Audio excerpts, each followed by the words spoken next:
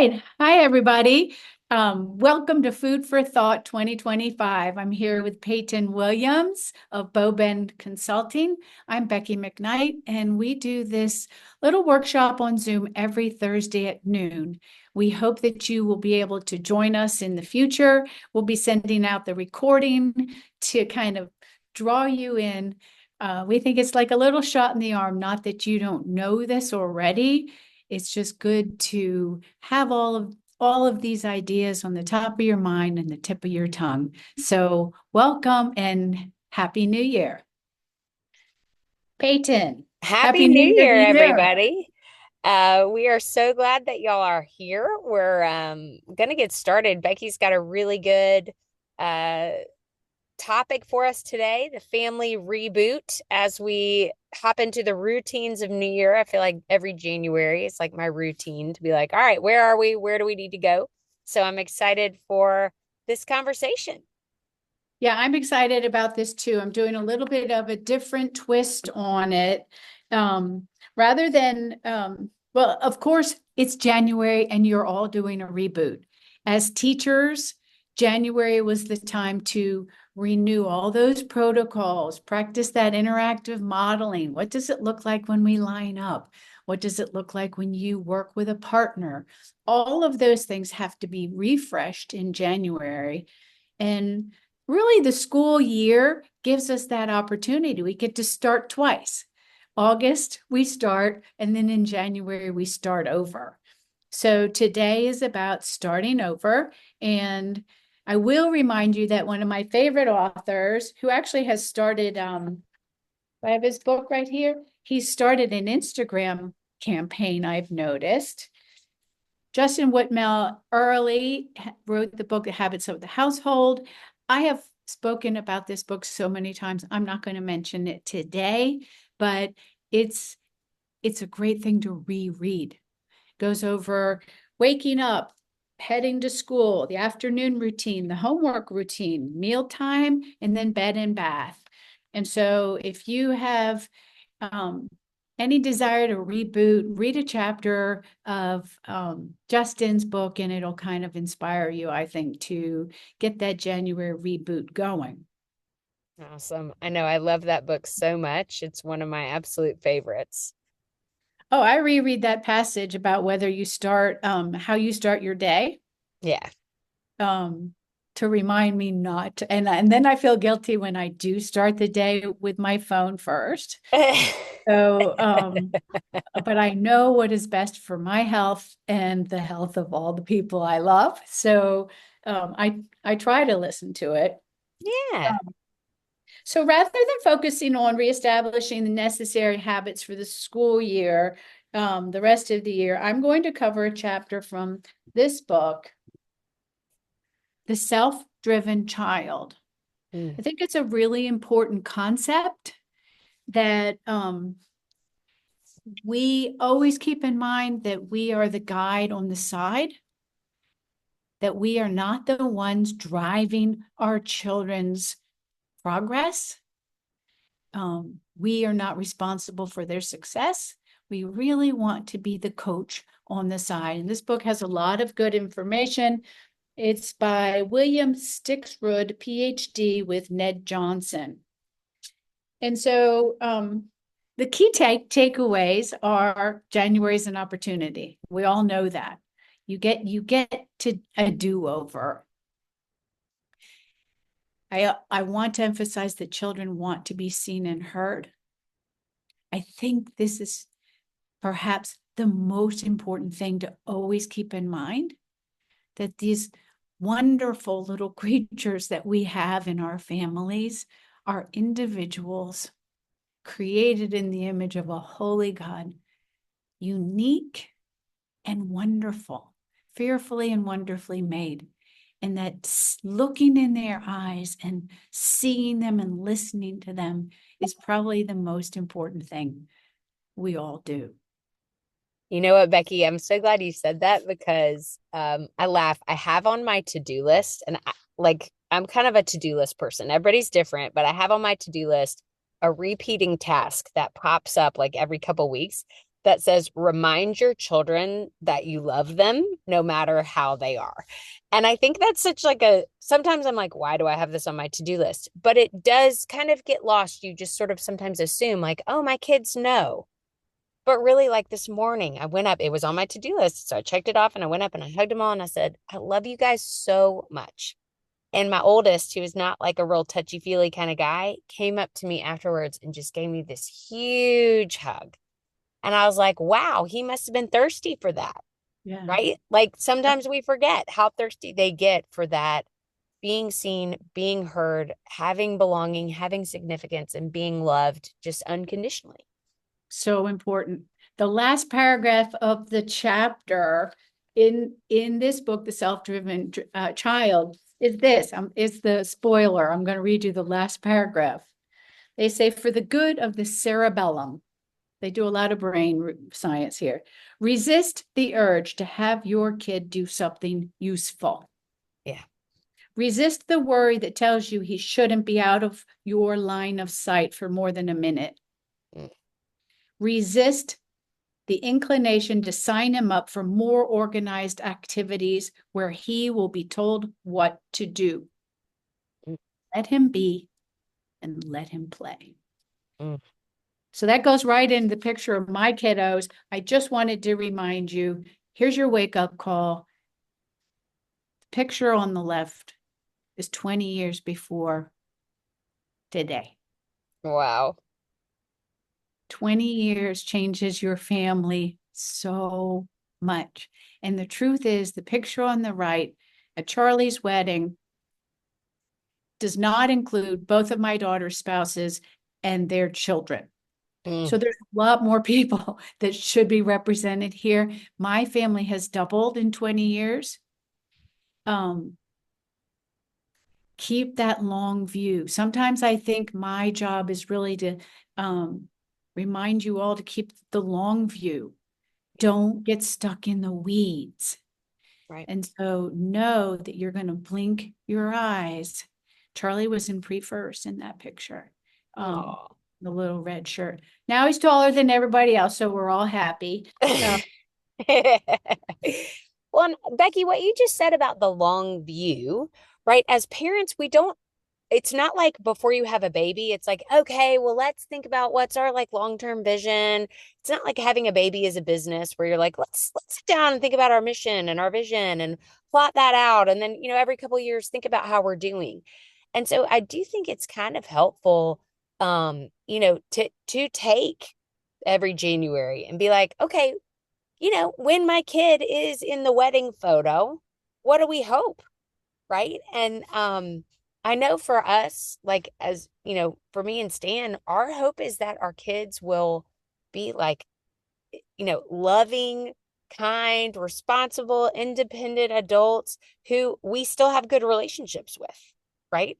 And so it's like we want them to launch, but also be great coming back. And I think like kind of that, even taking a second to sit down with your spouse or sit down with your partner and say, okay, what are we trying to achieve here? Right? Is it just to get into college or is it to, make a pro baseball team or what is the aim? Because the aim really does determine your daily decisions. Well, and I think that everybody has that aim. Maybe subconsciously, you picture what it will be like when your children are grown, but fill in the blanks. When that picture comes into your head, fill in the blanks with the types of things that Peyten just said, and see what you are aiming for. Bill Clarkson, years ago, when he was the head of Westminster, said that the number one adjective that parents wrote when asked that question was independent. I was so surprised by that. I thought it was going to be happy or productive or something, but it was independent. And I think independent comes with so many other things. If you think about it, independent probably means gainfully employed. Independent means able to function in society, a citizen. There's just a lot of good things that go with independent. So that leads to our next slide because I want to keep going. This is what's interesting.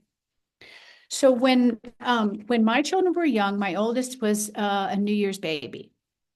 So we had slumber parties on New Year's Eve for 10 years. My house was filled with a gaggle of little girls for 10 years. So instead of being out on the town in high heels, we were on the deck with horns blowing them at midnight. And immediately after that, I gathered the girls around me, all kneeling on the rug, and we talked about our goals and what they wanted to do and who they wanted to be, changes they wanted to make. And I never really thought about it until I read this chapter, that in fact, that is metacognition. That is the first step in executive function, making plans, setting goals. Now, they don't have to be big, and they mention that. The analogy is the athlete you see on the left-hand side, that they talk about the small muscles that athletes work a lot on, the stretching and the smaller muscles, so that everything functions together and they're not throwing something out when they're doing the heavy lifting, right? The daily training, the visualization, great for kids. And then the whole goal of it is this resilience. So let's go on the right side of that. And I want you to hear what they said. The setting the goals, they said, could start at the earliest age. They mentioned kindergarten. And they mentioned that for a child that may be either a not reader yet or just a visual learner, pictures could be really good. One thing they mentioned is, what does it look like when your room's clean? So you could put an 8x10 picture of that clean room, and then the child can illustrate the things that they did: bed made, desk cleaned, or toys in the basket, whatever.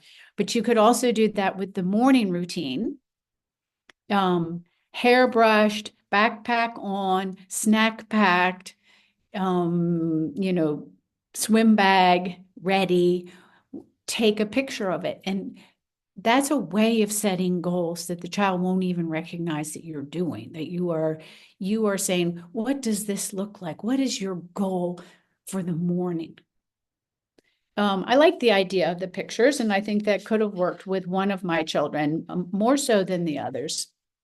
Well, and I think too, Becky, I think sometimes we forget, like often we set goals for our kids, right? It's like, my goal is that your room is clean. And, Yeah. but I love the idea of asking them, like, hey, one of your responsibilities is to keep a clean room. So what is your goal? Or what would be, here are your responsibilities, or here are the things that are sort of non-negotiable.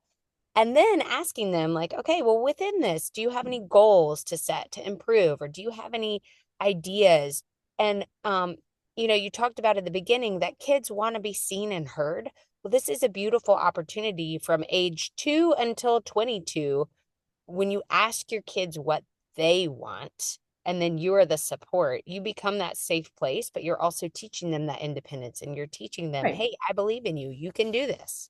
Yeah, you're the coach for that athlete. Now, I have a slide in a couple more slides about how to do that with some good sentence stems, because let's not go to it yet, but like, that I think it works really well if you're in the car and they're in the back seat, but you know what works best for your child, and we'll go over some of those.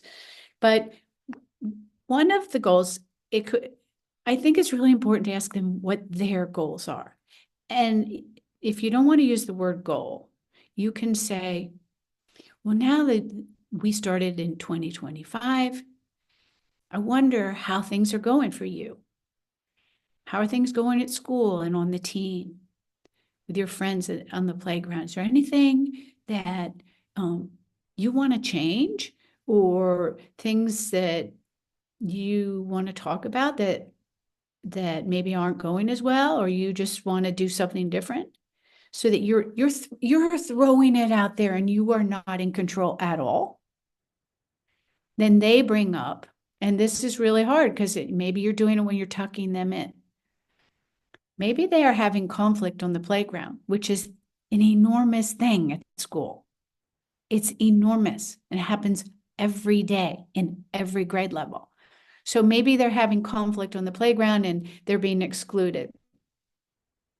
So you could pay attention to your brain, is remind them about flipping their lids. We teach that at school. Are you getting frustrated and flipping your lid at school or on the playground when they don't include you in Foursquare? And so you could role play. What are you going to say when you walk up to your friends and you want to be part of that game? What are you going to say to your coach when you talk to your coach about how you're not getting any time on the field? All of these things are things that you can help coach your child through. And the really important thing I learned in this chapter was plan B thinking. I would have never thought of that. So let's do the scenario. This happened in my family, going to the coach and saying, I'm not getting enough, I'm not getting any playtime. What if the coach says, you're not really ready to get on the field? What's the plan B?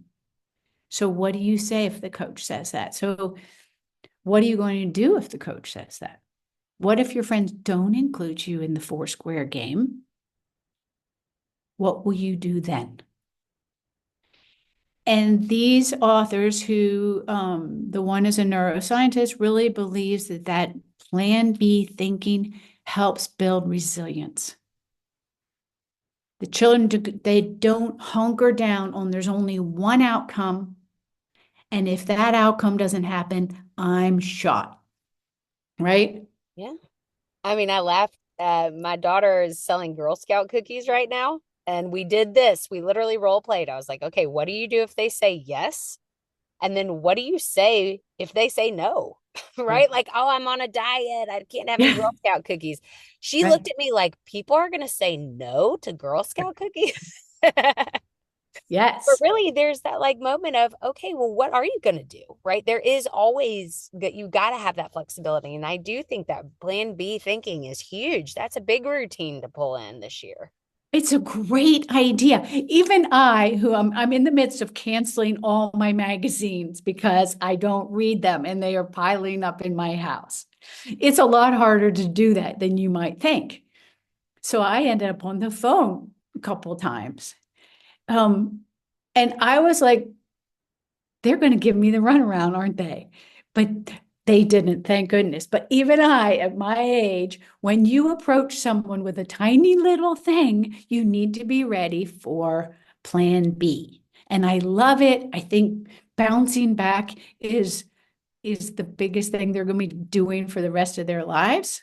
My three children, who have highly successful careers and happy families, are still experiencing bounce back moments every day.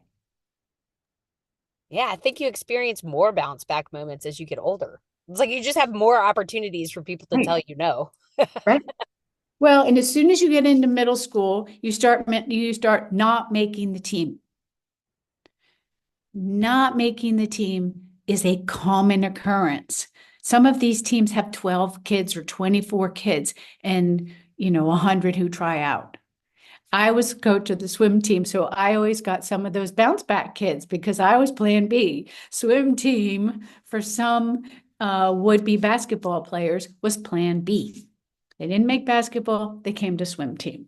So make sure you work on plan B. The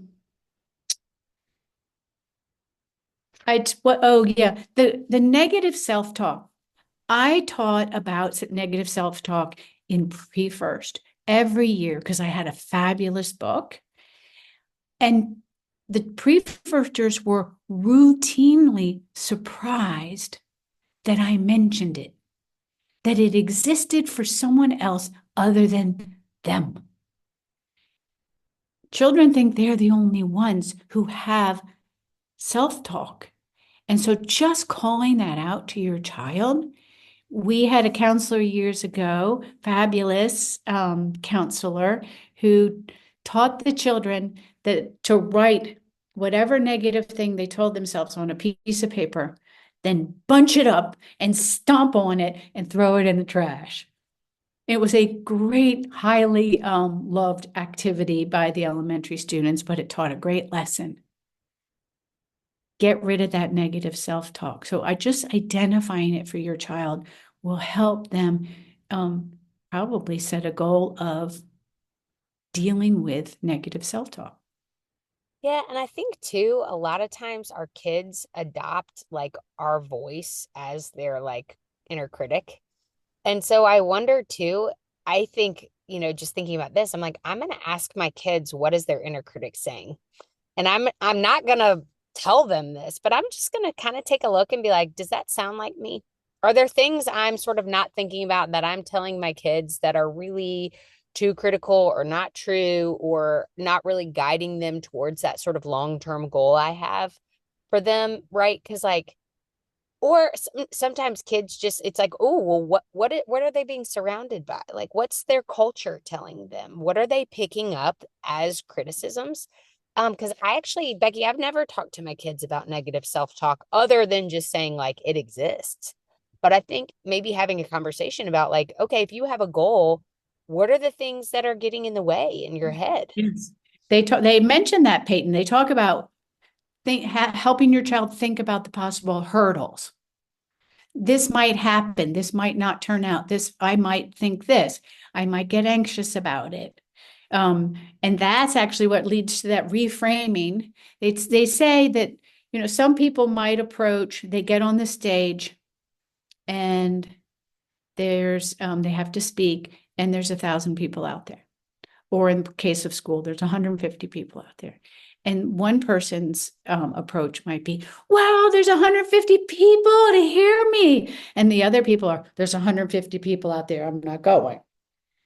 And so talking about with your child, reframing it, what an opportunity. Your message is going to go to so many people. So just turning that around. And then they end that list of points with, don't forget that your child needs to move daily, that the data proves that actually the physical activity is more beneficial to thinking than concerted thinking is. So it's better. And, Sarah Chapman used to have them run to the fence and back in between classes, just to get that little boost of fresh air, the endorphin, so all that movement. I think it's really important the older they get that they're always in some kind of sport or activity, movement activity. And then I think it's especially important for girls to know that their bodies are made for strength and for speed, for agility, not to be an object to others.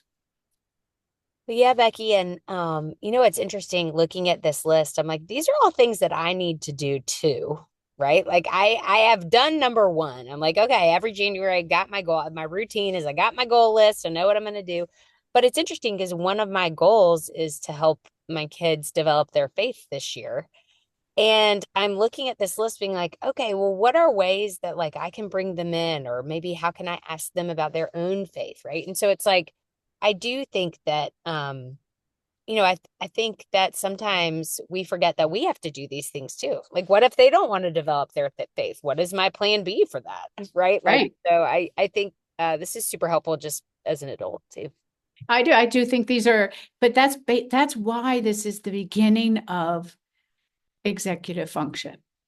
As you train your child to plan ahead, even, you don't have to use the word set goals, but just to plan ahead, you are planting the seeds that they're going to use for the rest of their lives. And so when you add these new things that I never thought about, like, what are you going to do if it doesn't work out? Eventually your child's going to, and this author coaches students applying to college. So what if you don't get into MIT? What's another place that you think you could thrive? And he works through that. And that was the example of a girl who zeroed in on Michigan and did not get into that first choice. So the child's not devastated, right? They already had plan B, and plan B was viable for them. All right, so this is the slide about how does this happen? And I really, really, really encourage everybody to not name goals when you ask your child about this. Have a quiet time, always one-on-one. I wrote, now we've had 1 week back at school. I wonder if there's anything you'd like to change or work on for the new year. I'm happy to help you. So that it's 100% open. And they say, what do you mean, Dad? And you can give examples. Is there anything about your homework routine that I could help you with? Or is the morning going well? Do you feel calm? Do you think you're arriving on time to see your friends and get all organized to start the day? So you could give some examples. And then move to the sport or the piano or whatever they're doing, just to see if you can plant that seed of reflection. And I think too, the more I think about this, Becky, my kids, they'd probably be like, nope, all's good. We're chugging along, right? They don't really have that self-awareness yet, particularly in middle school, unless you kind of help develop them. But I think I love the analogy of an athlete and be like, okay, well, let's think about athletes. They're really good. Pro athletes, nobody would be like, oh, you need to get better. You're not any good. But they all want to get better and they're all working to get better. So Yeah. even if you think about like, if instead of moving from a deficit model, like, is there anything you want to get better at that's not working? It might even be, is there any strength that you have that you want to strengthen more? Right? Yeah. Is there anything that you're already really good at that you want to, like, you have a goal, like, Take it to wow, the I want next to be better at level. this. Yeah. Yeah. No, I think that's good. We're running out of time. I do like these sentence stems so that they're not guiding the child in the direction you want them to go. You will learn so much if you take this opportunity one-on-one. You keep your mouth shut as much as you possibly can and get to a point where your child is actually talking. And then I like they even add, if you look at the first 2 sentence stems, that's one way of looking at it. Do you want to hear another? And they say, if the child says no, then you don't say one. I would have had a very difficult time resisting that. Have you noticed? Sometimes I say to myself, and many of the authors that I read recommend bringing in a vulnerable time from your childhood. Children actually eat that up. It's hard for them to realize that you were ever a child. But when you bring out a story, it's like magic. So there's one last page, which is from this book that I actually love. And I realized that Kim John Payne is actually a man, and he has a website and a whole system of this simplicity parenting. It's an older book, but it has wonderful advice. And I thought this was magic, hence the little icon. This is for you. Before falling into sleep, remember the ordinary moments of the day, the moments with your children that meant something to you. This simple exercise is like a spiritual corrective lens. In your vision of your kids, it helps restore the prominence of who they are over what you need to work on.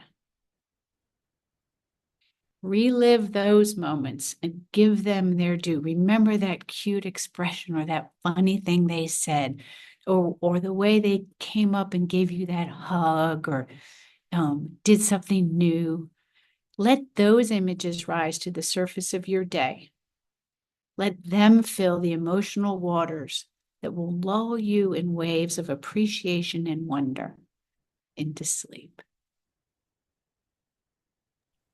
Don't get bogged down on all the goals.